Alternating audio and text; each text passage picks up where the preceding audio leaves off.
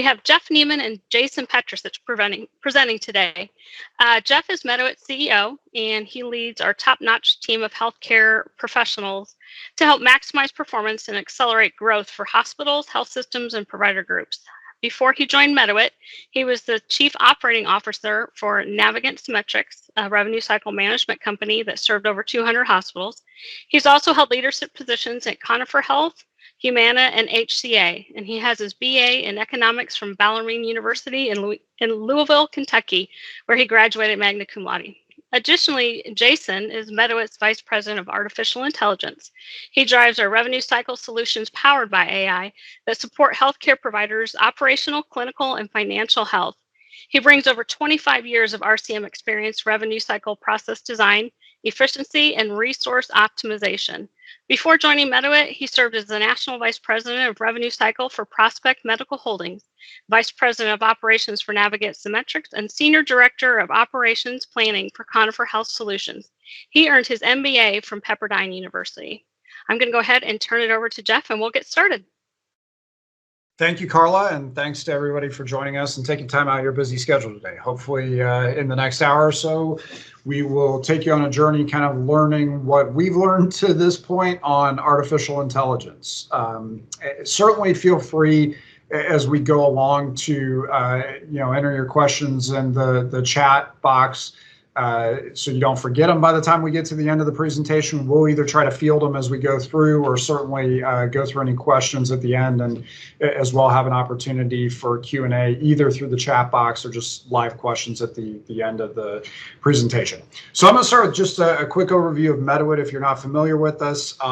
This is kind of a map of our customer base. We do business in 47 states today. We've got offices across 14 different locations. The orange shaded boxes are where you see boxes, or where you see our existing locations. We are 100% dedicated to revenue cycle solutions. I'll go to the next slide. There are a few other stats here. We've got about 850 hospital and large physician practice customers, 60,000 physicians, 1,600 employees, and managed $56 billion in revenue last year. So that kind of gives you a quick overview.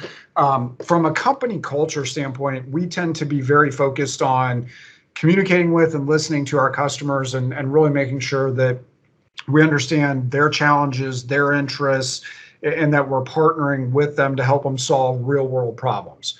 So I'll say probably 3 years ago now, we went out and surveyed our customer base and asked them what they saw as the biggest challenges personally for them in navigating the path forward through the upcoming years.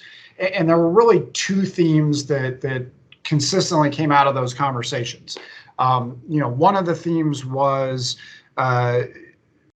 just the overall patient experience and how you improve the patient experience. The second theme was really artificial intelligence. And so we, really worked hard coming out of those conversations to ensure that we were building solutions that help solve those problems. So obviously today we're going to talk about artificial intelligence specifically and the types of things that AI is capable of doing within a hospital business office.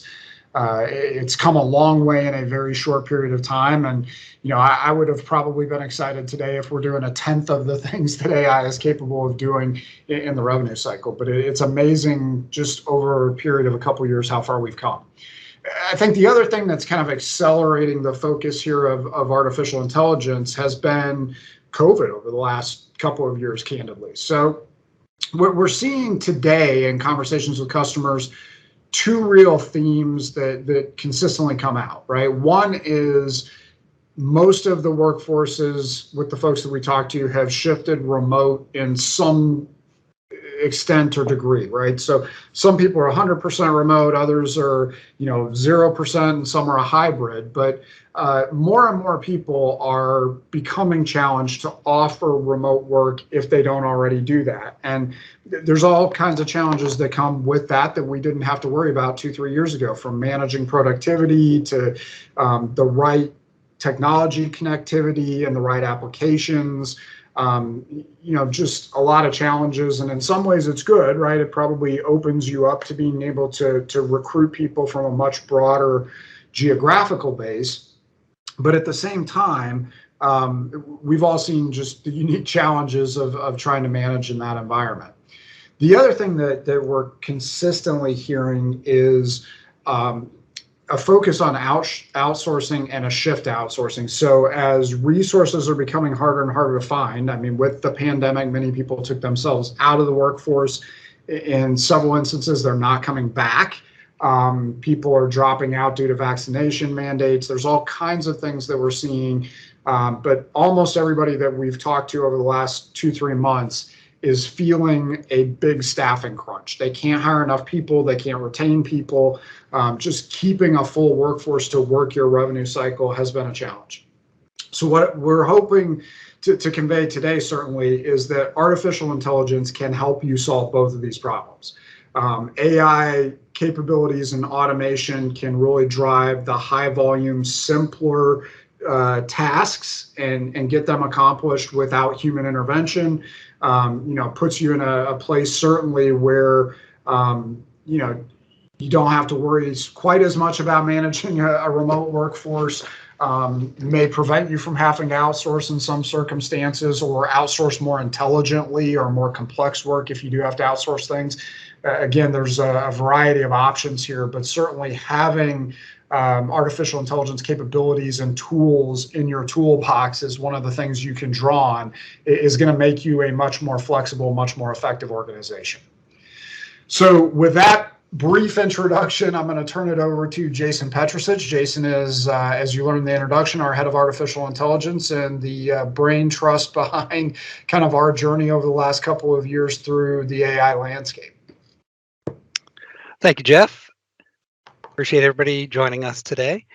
So just a quick overview of what I'm going to run through over the next 50 minutes or so that we've got together. Definitely going to spend the bulk of the time talking about specific examples, right? So we want to give you some concrete things that you can take away and potentially use in your organizations going forward. But there are a couple things I want to kind of frame. One is going to talk a little bit about really what is AI, right? AI is a bit of a marketing banner that a lot of things fall under. So what does that really mean to you? And then, at the end, I want to kind of circle back around after I show you some of the examples and talk about what we think the impact is on your people, right? The people are the lifeblood of any organization, and even more critical now as Jeff mentioned, it's harder and harder to get and retain people. So we'll talk through that a little bit, and then also leave you with some thoughts about picking a vendor partner or technology partner along this journey with you. So that's kind of the overview for today. So we'll start with really kind of what is artificial intelligence. I've got a slide of the revenue cycle, really kind of all the main components of it, kind of end to end. But the reason I throw this up here is because there are opportunities for these technologies really at any point in the rev cycle. It's not just an AR function. It's not just a pre-auth function, things like that. They're really anywhere where you're seeing a high volume of transactional work, repetitive work that your staff are doing over and over again. You have these opportunities to apply technology to it. So I'm going to give some specific examples today, but those are just a handful of things. Hopefully get you thinking about other opportunities within your organization. All right. So what is AI? Right. I think there's really a couple of key pieces of technology that get marketed to the rev cycle industry as AI. The first one is regression analytics, and this is nothing new. This has been around for a long time. This is propensity to pay scoring, right, or presumptive charity scoring. Those are things that you're looking at data modeling on populations and understanding behavior and making a prediction based on that. So that part's been around for a while. I think there's some new applications of this technology that are very compelling to organizations, and those are really more on the insurance side of the process. So if you think about a propensity to pay score on a patient, trying to understand if you think that person's going to pay their bill or not, you can apply the same logic using your historical data against your payers. And most payers have to respond to the claim, right? But so maybe you'll be able to model what's the probability I'm going to get a denial. And if you've got a high probability of denial, maybe there's a stop you can put in that process, put a bill hold on it, and do some other research, do some double checking, check some codes, whatever it is that you think might cause that downstream denial.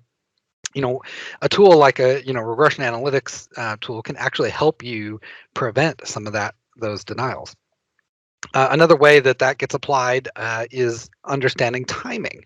So our whole world in rev cycle on AR follow-up is based off of work queues and accounts popping up for our staff in the work queue to say, hey, time to check with the insurance company and see what's going on and try to fix this.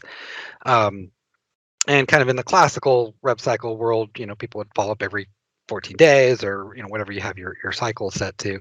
But if you can actually look at the data on when payers respond electronic claims with electronic remits, you can actually kind of fine tune your resources, and it can actually be a huge benefit to you.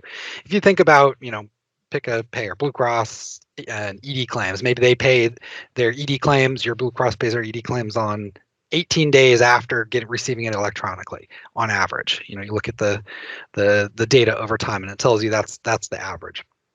Well, definitely don't set your follow-up for 14 days, because then you're going to be calling them, and the staff member will call and Blue Cross will say, hey, claims on file or claims in process, set to pay, and you've kind of really not added any value by having that employee interaction. But if you understand the timing by payer of when they respond, you can actually fine tune those follow-up dates so that your employees are set to follow up on day 19 or day 20, right, when most of those claims should have already come back electronically, and then all they have to touch are the exception ones, right? Like, oh, it went to the wrong payer, or they lost it in the circular file, or wherever that claim went. Those are the smaller population, and it actually allows you to refocus those employees on more value add activity. I mean, one of the things and the themes that you'll hear through my discussion today is this high idea of refocusing or optimizing your staff so that they're working on problem solving.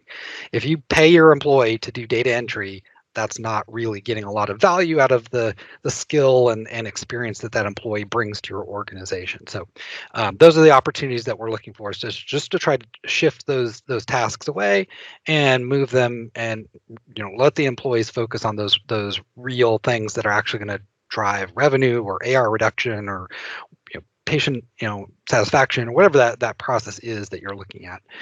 So regression analytics can actually help you optimize your staff a little bit by just understanding that. You can actually take this one step further and start looking at your aged AR or your denied AR and say, what's the chance I'm ever going to get this paid? And you could look historically and say, okay, this payer, this denial code, we've never ever gotten this overturned. 100% of the time in our history, it gets, we do an appeal and the appeal gets denied, or the original determination gets upheld, and you don't get any additional money.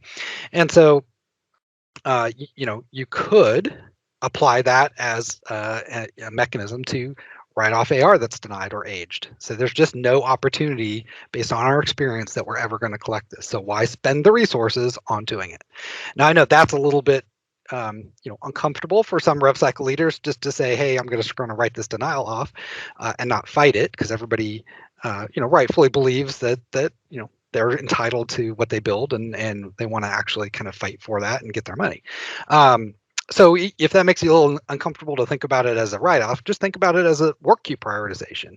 If you've got 1,000 accounts that are over 180 days, and you've got a limited number of staff that can work those aged AR accounts, if you just sorted them in the order of most likely to get paid to the least likely to get paid, then if they run out of time, if they don't get all the way through the work queue, then you're still maximizing the value back to the organization, because the ones they're touching are the ones that are more likely to actually be fixed and to generate some additional cash or resolution within the organization. So using the regression analytics is something that I definitely think falls under the kind of the marketing of AI in the industry, and I think it's important to remember.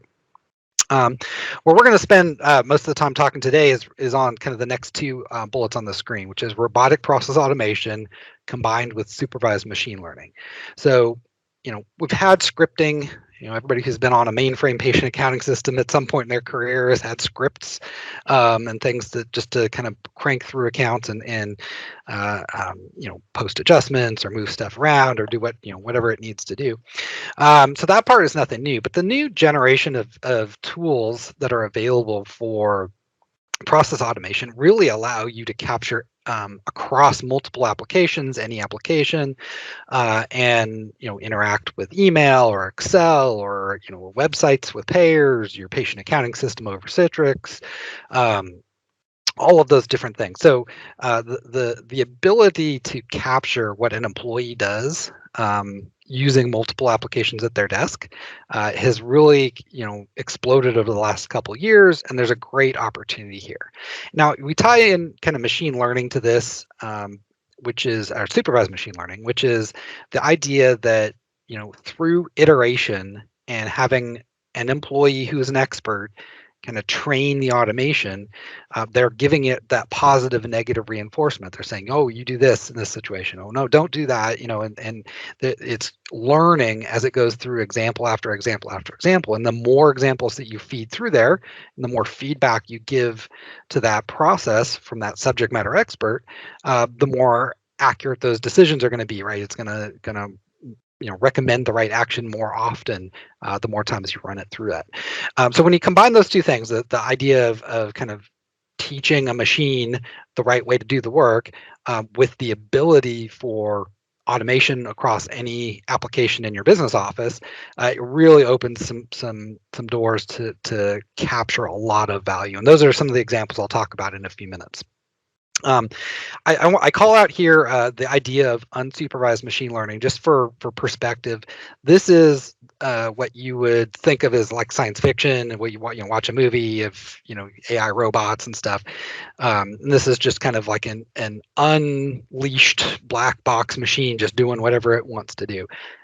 I have this on here because people think of this when you hear of AI, but I don't think it's really ever going to be used in our industry. And the reason is because we're so highly regulated, so we have so much compliance to deal with, government regs, payer contracts and rules and things like that, that you can't just do whatever you want, right? You have to know all of the guidelines and follow all of these rules. And an example would be you give a bunch of denials to a black box and tell the black box, figure out how to get these paid. Well, it might try different stuff and things. And then one day it might figure out that if it changed the CPT code on the claim, that it could get the claim paid. I'm like, okay, well, that's kind of the success for what you told it to do. But everybody knows you can't change coding in order to generate to affect reimbursement. Can't do that to cause the claim to get paid. So that's an example where I just don't think that kind of AI is ever going to apply to our industry, but that's okay. The other two things, the regression analytics and the RPA plus supervised machine learning, really have a tremendous amount of value. So when you're out looking at what are those opportunities, those are the kind of things that you want to focus on.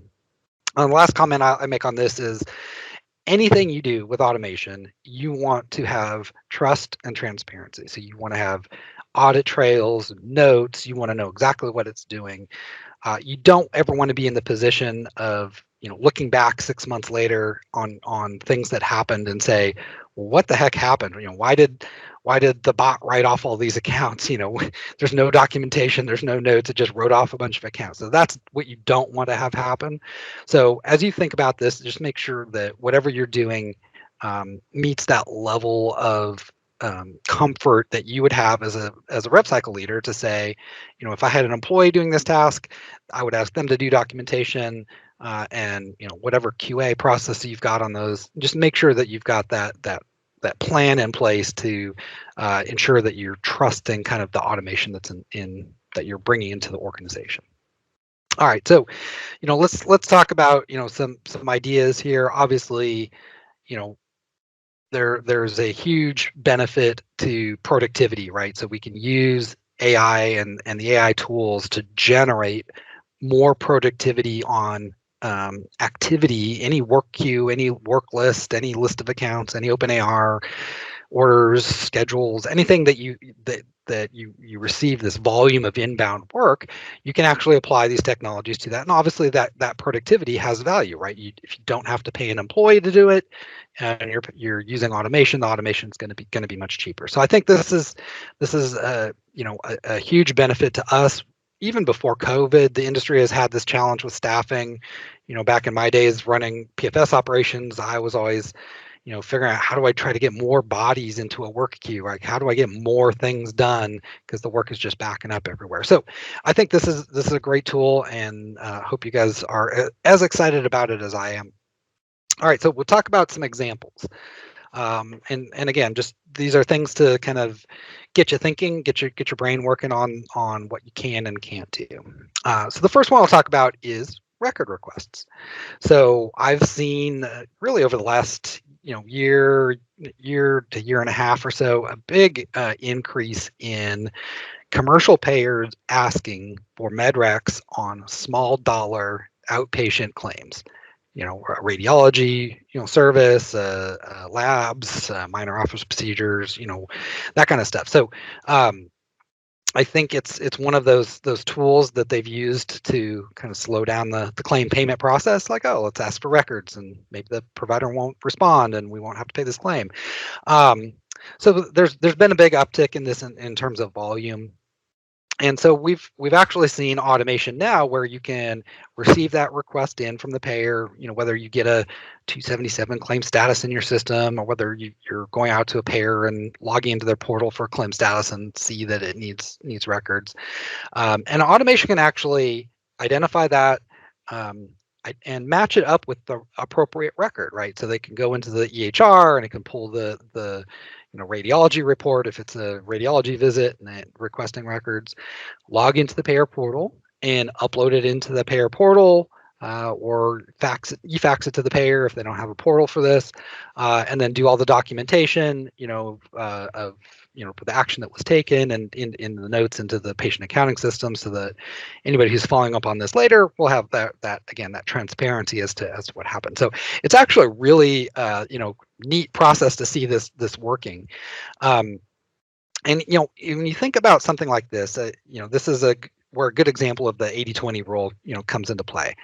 I don't think that the AI systems are ever going to get to the point where they're getting an inpatient medical record request. The patient's been in for a month, and they've got 600 pages of Medirecs, and trying to figure out what needs to get sent and what doesn't need to get sent. That's what we're going to leave for the humans. And so back to my point about optimizing your employees, if you take the dozens and dozens of small dollar med rec requests where there's just like one page or one report that needs to go to the payer, and use automation to get those out of the work queue, then what's left are those higher value, more complex things for the employees, right? So it's not that we think that a bot is going to come in and respond to every medical records request you're ever going to receive in the future. No, it's going to take the volume of the repetitive stuff off the plate and let you focus those resources better in the organization. So that's an example of one thing that we're definitely seeing today. Another area where we see a lot of, I guess I would call it noise, administrative noise in RevCycle, is around coverage information. And every patient accounting system's got real-time eligibility, and they all ping off the payers and say, yes, I'm eligible, that kind of stuff. So that part, most of the patient accounting systems have solved that pretty well. What really comes into play is kind of getting into the weeds of the data that comes back with eligibility, and then making sure that what's entered in the patient accounting system is correct. Great example is selecting the right insurance plan.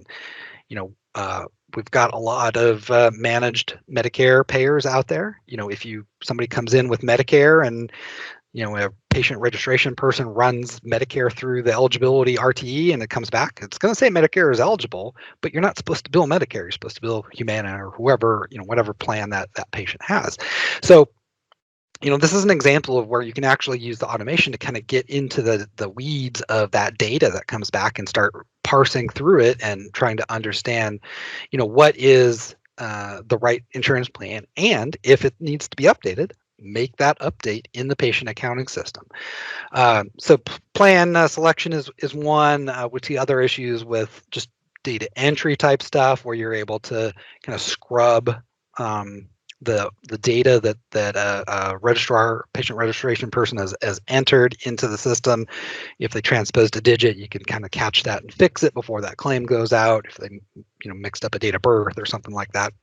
So there's a lot of value in this in from a process perspective, and this actually can be applied pre-claim, during billing. If you've got a clearinghouse that will kind of kick back claims for coverage information, the payer says, I'm not accepting this claim because I don't know who you're trying to submit it for, or even downstream in PFS if you've got denials for eligibility related issues, right? Those can all kind of feed into the same logic of, all right, well, we know we had some positive eligibility response, so let's dig into it and try to figure out what it is that needs to be cleaned up. And so this is an example of what I would call a burnout job, right? If you asked a employee to sit at a desk all day long and just double check data entry, their mind would go numb and they'd be off and looking for another job pretty quick. The nice thing is that bots don't get burned out and they don't get tired. Like, they'll do that over and over again and they'll catch all of those. So, if you've got, out of 100 registrations, if, only 4 or 5 had some error that needed to be fixed, you still have to check all 100 in order to catch those 4 or 5. But the automation can do that, right? And it's not going to get burned out on that. And I think that's where, a lot of organizations have struggled with kind of minimizing those types of downstream denials. Is there's just never enough patient access resources to double check all that work and get it all perfect before that claim goes out. So there's always been some acceptance of, hey, well, a certain amount of denials is tolerated and we'll just clean it up later, right? So this is a great opportunity to apply some technology upstream to eliminate those denials and keep them out of your AR. I talk a little bit about kind of the billing idea of rejected claims. The other way that you can use this is for actually, capturing what you have your billers doing with claims.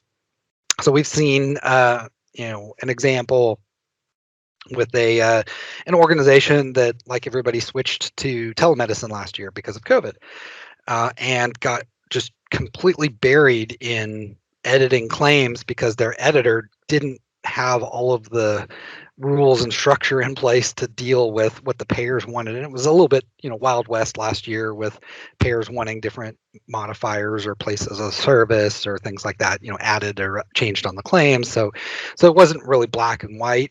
And, those organization was having to have billers that were editing every single claim that went through just to kind of set those values correctly before the claim would be accepted by the payer. And so that created obviously a huge backlog. And so this is an area where you could apply that. And I'm not talking about coding, right? And again, the idea of the black box, I'm not saying just pick the right code randomly until it gets one that works. I'm saying follow the rules that you have your billers doing today. They can validate whether a modifier is appropriate in certain circumstances, and maybe make a change. They can change value codes on claims. Whatever those things are that you have billers do, those are the kind of rules that are easy to teach an automation to do. And again, you're never going to get all of your claims scrubbed perfectly by AI, but you can take a big chunk of volume of repetitive manual work that people are doing and allow the billers to focus on those other more complex problems.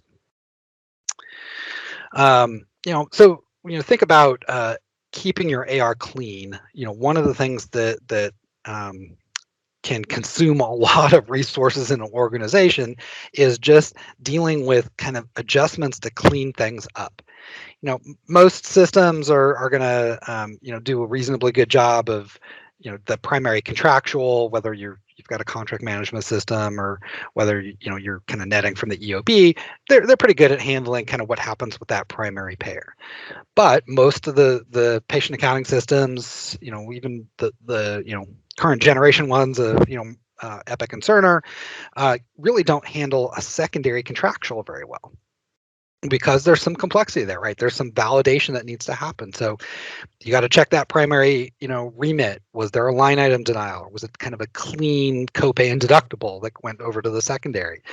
Did the secondary process it cleanly with zero payment and no denials, or was there an actual denial in the secondary? So differentiating a zero payment as a denial versus kind of a primary paid more and we're not going to pay anything, and it's an adjustment, right? So there's that level of logic to go through and do that research and say, just to check those pieces of data and make that decision based on that. And that's where you can apply, the supervised machine learning to kind of learn those rules and understand, what it is that when it's appropriate to do that secondary contractual, and then how to calculate it and how to post it into your patient accounting system. So that's one example of kind of the more kind of complex, adjustment work that we've seen.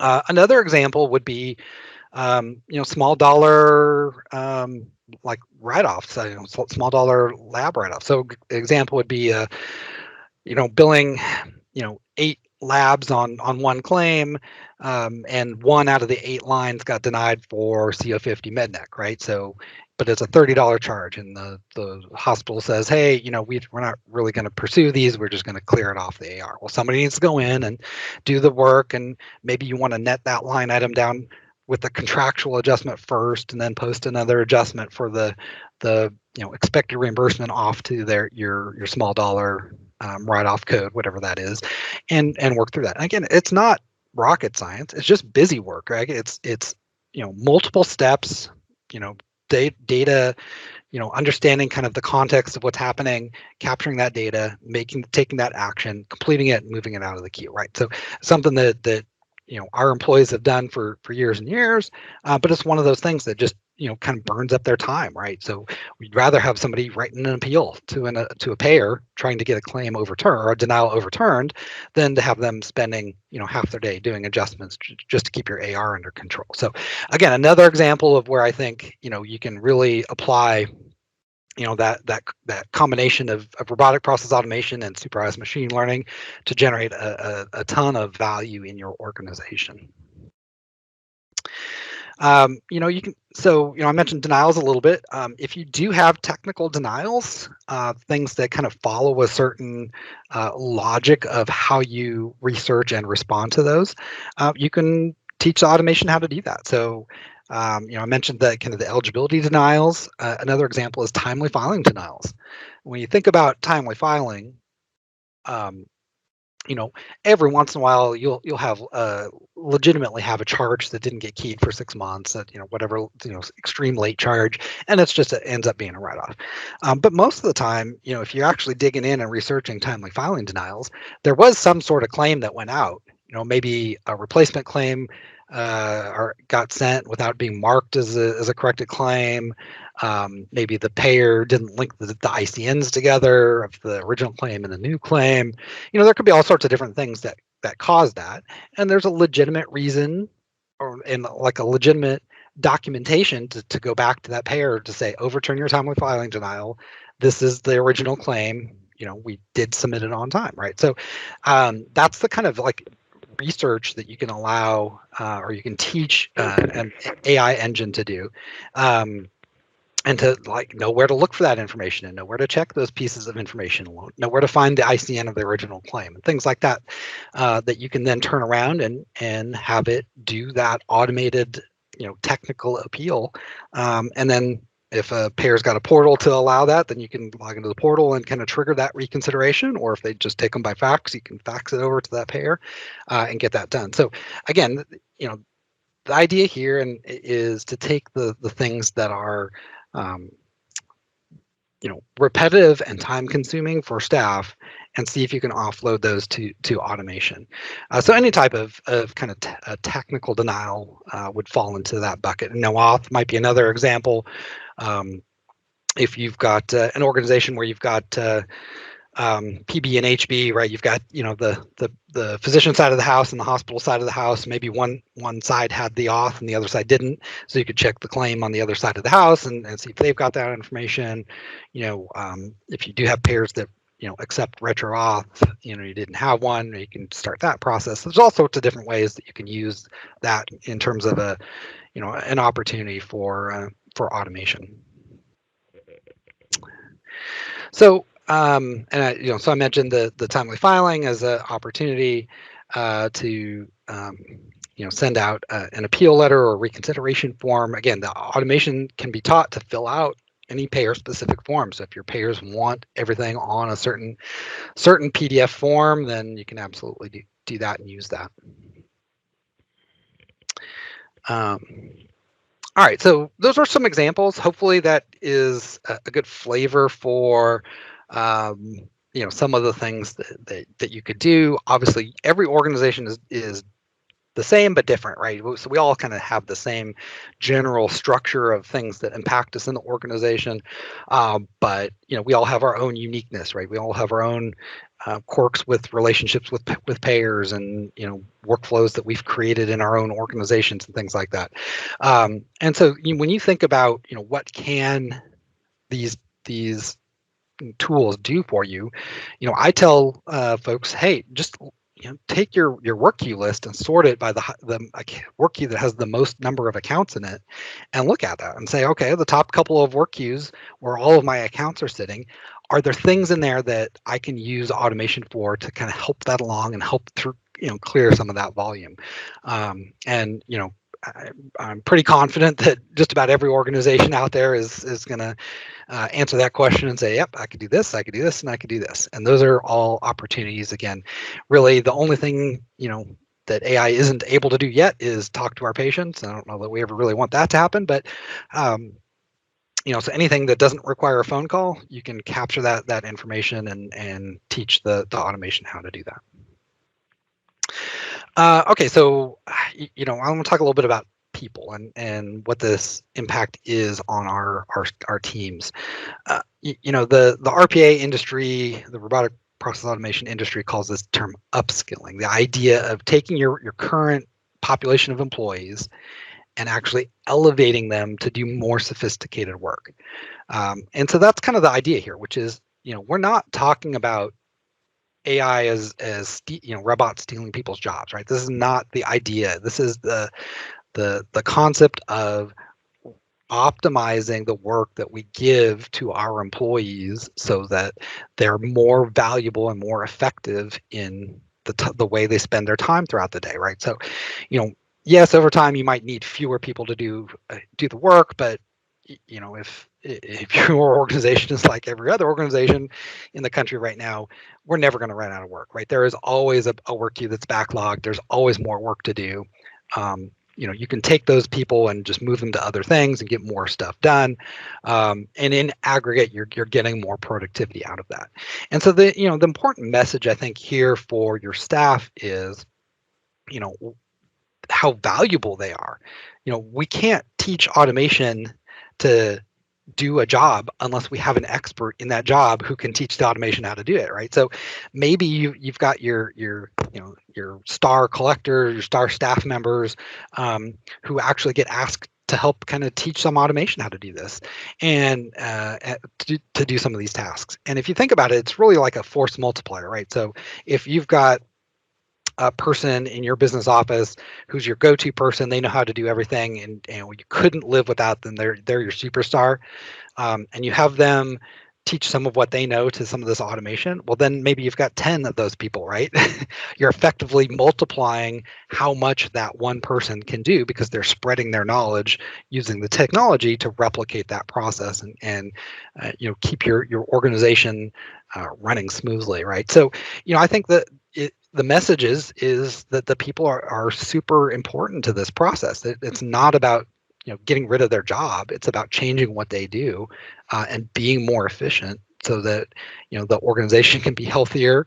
The health system can churn more of that money back towards patient care and things like that. So I think there's a lot of opportunity here, and really if you kind of sell it the right way, if you talk to your employees and say upfront and say this is what we're trying to accomplish. Again, it's just the busy work. It's the stuff that is boring drives people nuts, burns people out. That's the stuff we're trying to take away. We're not trying to take away their jobs, and we're not trying to take away their expertise either. Absolutely going to need that. And so, the idea of upskilling, you may actually take that to the step of, okay, well, we're actually going to offer to pay for people to get their certifications, their RevCycle CPIA certification, right? So I think you can look at those opportunities, or tuition assistance or things like that. But I think you can commit to the staff if you do engage in the journey of bringing automation into your organization, and just kind of demonstrate to them how valuable they are to the organization. Okay, so kind of the last thing I want to touch on, and then we can open it up for any questions, is just some suggestions on partnering, right? So these are things that I think you all should ask a prospective business partner when you're talking about an AI solution. And the first question is, are they experts in revenue cycle? Do they understand the industry? There are a lot of brilliant data scientists out in the world. There's a lot of really cool and interesting companies getting started up, and I'm absolutely a fan of new tech and things like that. But I'm also a realist, which is you don't have time to teach a company how to do rev cycle, right? You've got a million things going on. You're just trying to keep your business office running, your cash coming in, your AR under control. You can't spend all your day just brainstorming with a vendor trying to teach them the right way to do stuff, right? So they need to bring that expertise in and understand rev cycle first, and bring the technology in alongside with that knowledge that they bring to you. And again, the reason that is time, right? So could you take somebody who doesn't know rev cycle and have them build some really cool automation? Yeah, but it might take you 12 months to get that, and you need that value in 2 weeks, right? Because you've got your work queues backed up right now. Like, you don't want to wait another year for that work queue to get cleared. You want some help right away. So think about that as in terms of analyzing kind of the ability of that vendor to really understand the process and jump in and tackle some of those automations.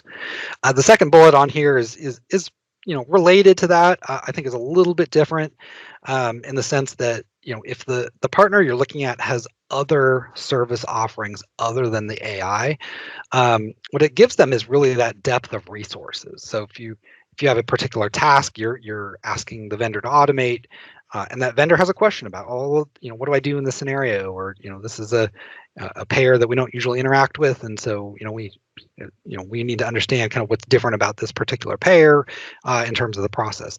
They can actually reach out internally within the organization and say, oh, we interact with that pair in a different business unit, and so here's an expert, right? So they again, it's that depth of knowledge that helps those questions be directed internally to the vendor versus onto your plate and into your inbox and waiting for you to answer before anything happens, right? So helps them accelerate their process. The third point is customization. So I don't know how many people on the phone are Epic customers. We actually interact with a lot of Epic customers. Every single customer has built Epic differently. You have your workflows you've brought forward from your legacy systems. You've got your own kind of idea of how queues are structured and how workflow flows within the system, and so you have things done in certain ways, and that's what you want done, right? This the idea here is it's not cookie cutter. Just because somebody's got automation running on Epic for a customer doesn't necessarily mean it will immediately work day one on your system, right? It's got to be able to be customized. You don't want a vendor to come in and tell you how to do the work. You want a vendor to come in and say, oh, how would you like the work done? All right, this is what you'd like. Absolutely, we'll take care of that for you. So the idea here is that ability for customization and flexibility within the tools that they're bringing to the table, so that you don't have to spend time redesigning your own processes just to get the technology to work, because that's again not really a value add to the organization. And then, of course, the last comment is kind of the no-brainer one, which is definitely pick somebody with actual experience and references. Again, there are a lot of super smart people and some startups and trying to get into the healthcare space, and I respect them for making those attempts, but you don't have time to be a vendor's alpha partner. You don't have time to help them develop their software. You need that solution to come in and start working for you and delivering that value back to you. You want something that you are not going to have to invest a tremendous amount of time in order to actually get something to work, right? You want those to come in and essentially be ready to go with some customization and some testing and quality checks and things like that. So that's the last kind of point there, which is just make sure that you've got that referenceability with that particular client or particular vendor. So those are just some ideas. And again, no matter who you partner with, even if you've got like an internal IT department that your organization has set up for robotic process automation, you might want to ask some of the same questions.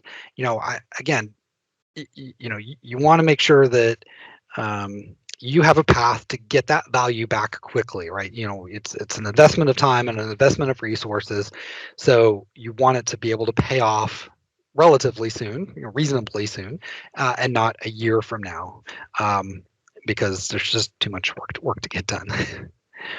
All right, so those are kind of the key takeaways. Hopefully the examples I gave were got you thinking about some of the stuff. And you guys are interested in pursuing and talking to vendors that are out there to help you bring in some of these solutions to the organization. As Jeff mentioned, everybody's challenged with staffing and productivity and just keeping the wheels on the bus, right, of keeping things moving through the process. So all of these opportunities are on the table now to help us as RevCycle leaders maintain our success that we've enjoyed over the last few years and get even more successful. And so with that, I think we're ready to open up some questions if there are any. I saw Carla dropped a note in there. If anybody would like to, they're welcome to either unmute or drop a question into the chat.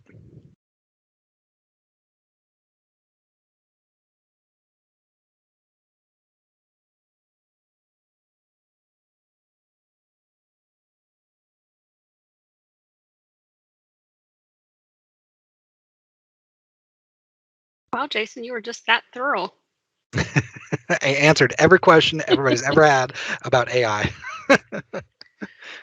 Hi, Jason. This is Shannon Hardkey, Corporate Director of Patient Financial Services at Southern Illinois Healthcare in Southern Illinois. How are you today? Hi, Shannon. I'm good. Good, good.